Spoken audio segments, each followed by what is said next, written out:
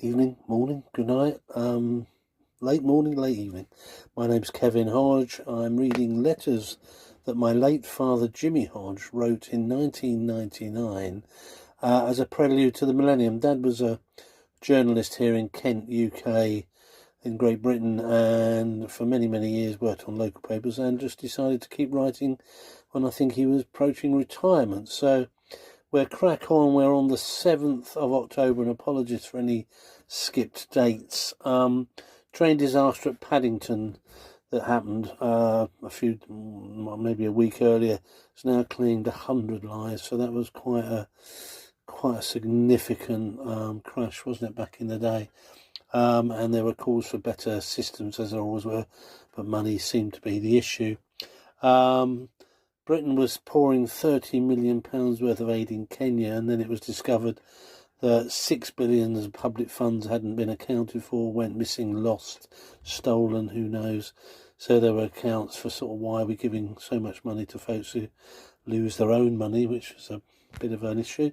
Kodak, now that's a name you don't hear that often. Kodak used to do all sorts of film, didn't they, Kodak?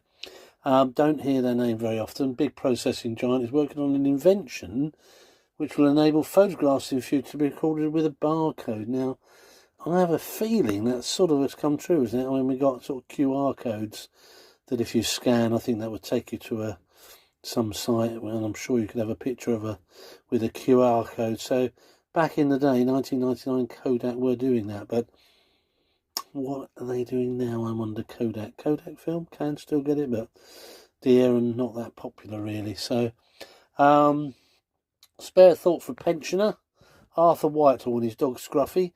73-year-old pensioner wanted to take his dog Scruffy on a bus. He paid something like 50p, and Scruffy had to pay 75p. So it was cheaper for him to go on the bus than it was for Scruffy. But he said rules are rules. So that's a bit odd, isn't it, really? The PS. Haha, good old entrepreneurial. A cleaner made £125,000 from refugees in Amsterdam through an airport transit lounge. He sort of opened a side door so they could slide out. So there you go, entrepreneurial Dutch people. So lovely people, by the way, lovely. I have many lovely Dutch friends, so nothing impugned. Okay, anyway, that was it for today on the 7th of October. Thanks for watching, thanks for just bearing with it, and hopefully more tomorrow. Take care.